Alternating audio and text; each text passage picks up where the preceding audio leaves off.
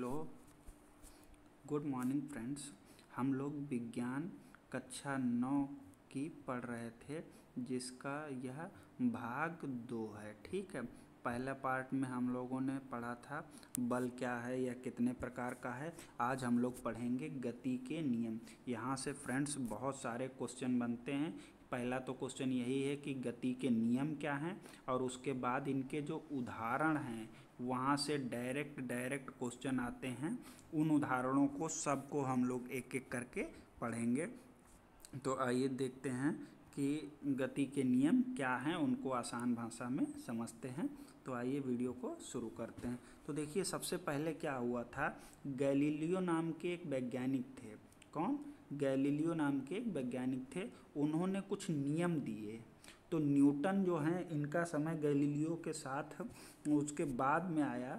इन्होंने उनके दिए गए नियमों को और सिद्धांतों को पढ़ा, यानी उनका अध्ययन किया, और वस्तुओं की गति का विस्तृत अध्ययन किया। मतलब उनके नियम पढ़े और फिर वस्तुओं की गति को ध्यान से पढ़ा, ऑब्जर्व किया, महसूस किया, और गति के कितने 3 मूल नियम प्रस्तुत करे। तो समझ में कुछ बात आई कि सबसे पहले जो नियम दिए थे वो गैलीलियो ने दिए थे। तो न्यूटन ने उनके नियमों को पढ़ा और वस्तुओं में गति को देखा। उसके बाद गति के अपने कितने नियम दिए? 3 नियम दिए। ठीक है, तो अब बात करते हैं कि जो पहला नियम है न्यूटन की गति का पहला नियम, उस नियम को जड़त्व का नियम भी कहा जाता है। ठीक है, क्यों कहा जाता है? क्योंकि जो गैलीलियो थे, इन्होंने जड़त्व का नियम दिया था। किसका सिद्धांत दिया था? जड़त्व का सिद्धांत या जड़त्व का नियम दिया था। और न्यूटन का भी जो गति का सिद्धांत था वो गैलीलियो के सिद्धांत पर ही आधारित था। इसीलिए इसके पहले नियम को जड़त्व का नियम या फिर न्यूटन की गति का प्रथम नियम कहा जाता है। अब ध्यान से देखेंगे कितना आसान है नियम। इस नियम के अनुसार क्या है, न्यूटन के गति के प्रथम नियम के अनुसार, इस नियम के अनुसार देखें क्या करें।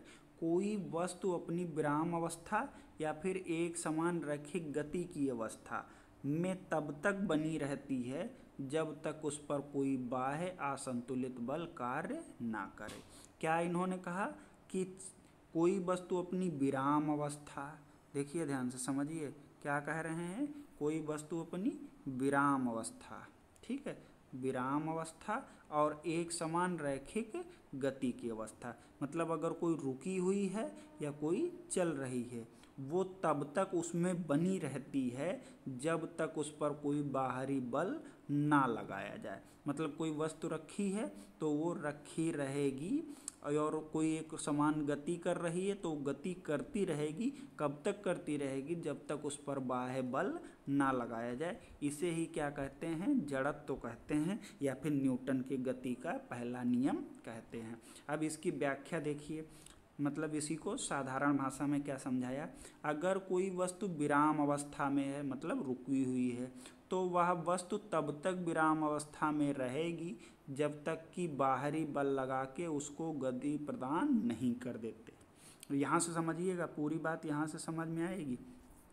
इसने क्या कहा है कि कोई वस्तु विराम अवस्था में है तो वह वस्तु विराम अवस्था में तब तक बनी रहेगी जब तक कोई बाह्य बल लगा के उसको गति नहीं करा देता।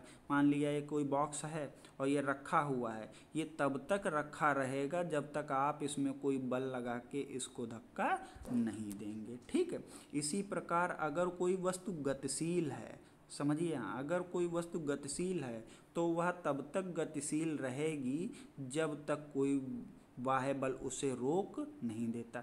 मतलब अगर एक कोई चीज़ है जो चलती जा रही धीरे से, तो वो हमेशा चलती रहेगी जब तक कि कोई इधर से पकड़ के खींचे ना, या फिर इधर सामने से बल लगा के इसको रोकने का प्रयास ना करे। तो दोनों बातें समझ में आई। यानी और ये कहना क्या चाहते हैं, वस्तुएं अपनी विद्यमान अवस्था में किसी भी परिवर्तन का विरोध करती हैं। मोस्ट इम्पॉर्टेंट लाइन है ये, वस्तुएं अपनी वर्तमान अवस्था में या विद्यमान अवस्था में, मतलब जो जिस अवस्था में है उसी में रहना चाहता है और किसी भी परिवर्तन का विरोध करती हैं।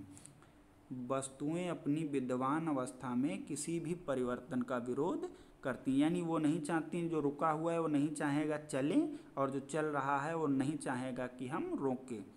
किसी भी अवस्था में परिवर्तन सिर्फ बाह्य बल से ही हो सकता है। ये लाइन भी ध्यान से देखिएगा, जो अवस्था में परिवर्तन है वो किससे हो सकता है, सिर्फ बाहरी बल से ही हो सकता है। इस लाइन को नोट करना है, किसी भी अवस्था में परिवर्तन सिर्फ बाहरी बल द्वारा ही किया जा सकता है।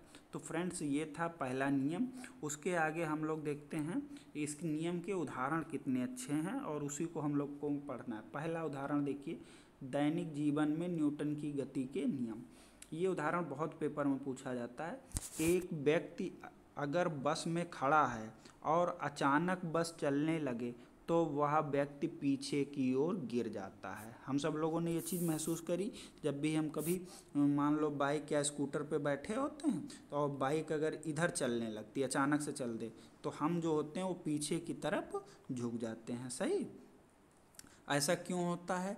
क्योंकि वह व्यक्ति, देखिएगा ध्यान से, क्योंकि वह व्यक्ति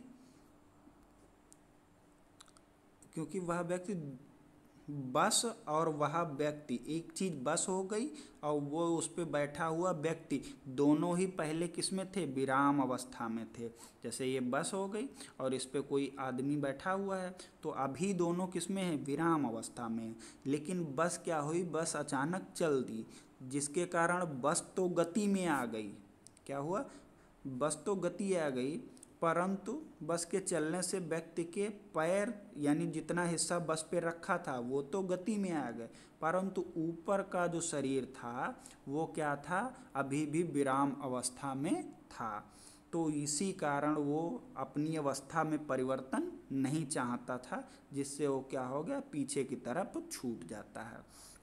इसको समझने की कोशिश करिए। जैसे ये एक बस है और इस पर कोई आदमी बैठा हुआ है, ये कोई आदमी है, तो अगर बस इधर की तरफ चलती है तो जितना हिस्सा इसका बस के संपर्क में है वो तो बस के साथ गति में आ जाता, लेकिन जो ऊपर का हिस्सा होता है वो बस के या किसी भी गाड़ी के संपर्क में नहीं होता है, तो वो किस में होता है, विराम अवस्था में होता है। ठीक है, वो किस में होगा, विराम अवस्था में होगा।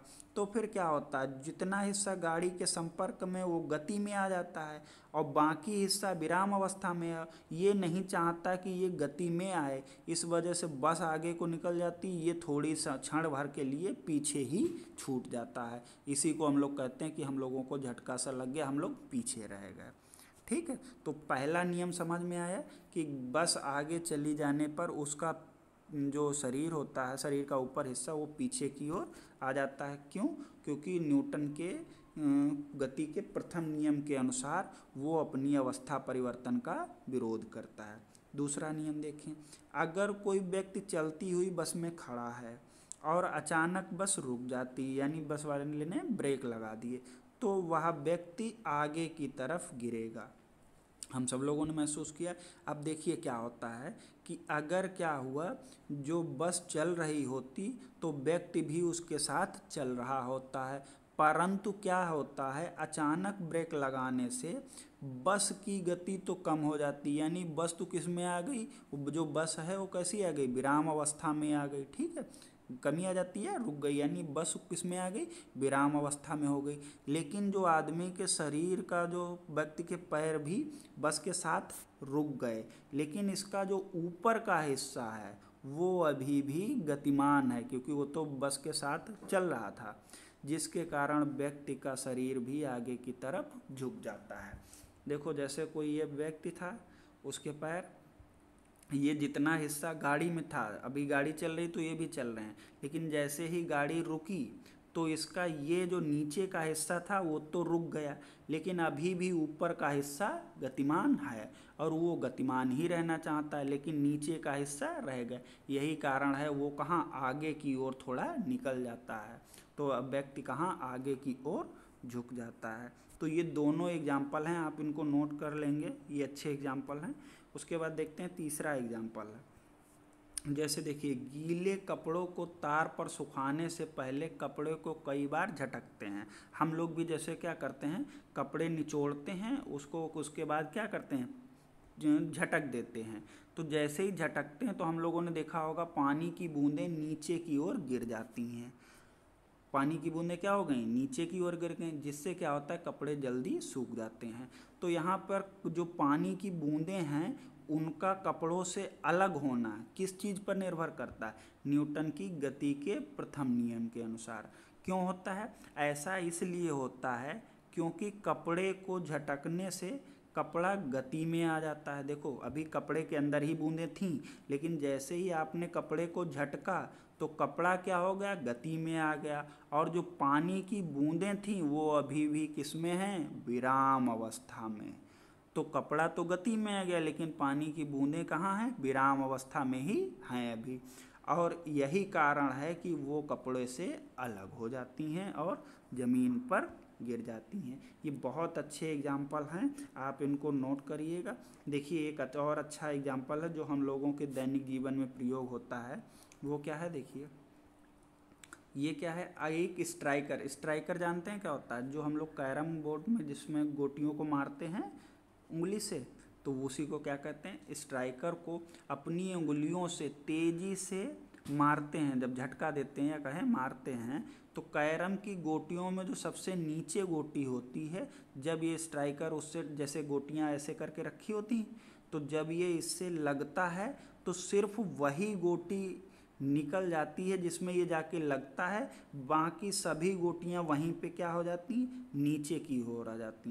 वैसे होना ये चाहिए सब बिखर जानी चाहिए, लेकिन न्यूटन के गति का नियम क्या कहता है, जिस पे ये लगेगा तो ये तो इस स्ट्राइकर के साथ ये वाली गोटी गति में आ जाएगी और ये चली जाएगी, लेकिन बाकी गोटियां कैसी हैं, विराम अवस्था में हैं, तो ये वहीं पे नीचे गिर जाएंगी। देखिए आइए इसको पढ़ते हैं। तो ये क्या कह रहा है, गोटियों में सबसे नीचे वाली गोटी पर टकराने से नीचे वाली गोटी शीघ्रता से ही ढेरी से बाहर आ जाती, मतलब जो जहाँ इकट्ठी रखी हैं उससे वो तो बाहर निकल आ गई। नीचे वाली गोटी के बाहर आ जाने के बाद शेष गोटियाँ अपने जड़त्व के कारण, ये ध्यान रखिएगा, किसके कारण, अपने जड़त्व के कारण लंबवत दिशा में नीचे की ओर वहीं पे आ जाती हैं या गिर जाती हैं। मतलब वो निकल गई, बाकी सब उसी की जगह आ जाएंगे। ठीक है।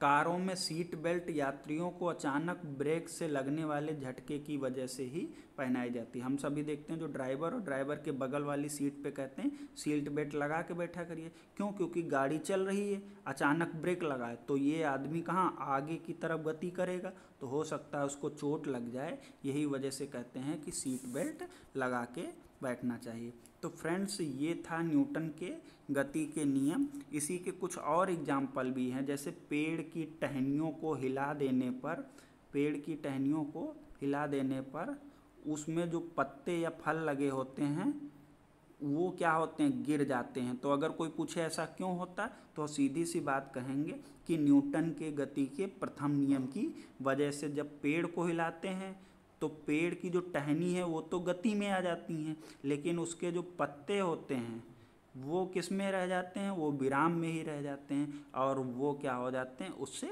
टूट जाते हैं। तो ये सभी एग्जाम्पल परीक्षा में पूछे जाते हैं, आप इनको नोट करेंगे। नेक्स्ट वीडियो में हम गति का दूसरा और तीसरा नियम पढ़ेंगे। ठीक है, दूसरा नियम और तीसरा नियम पढ़ेंगे।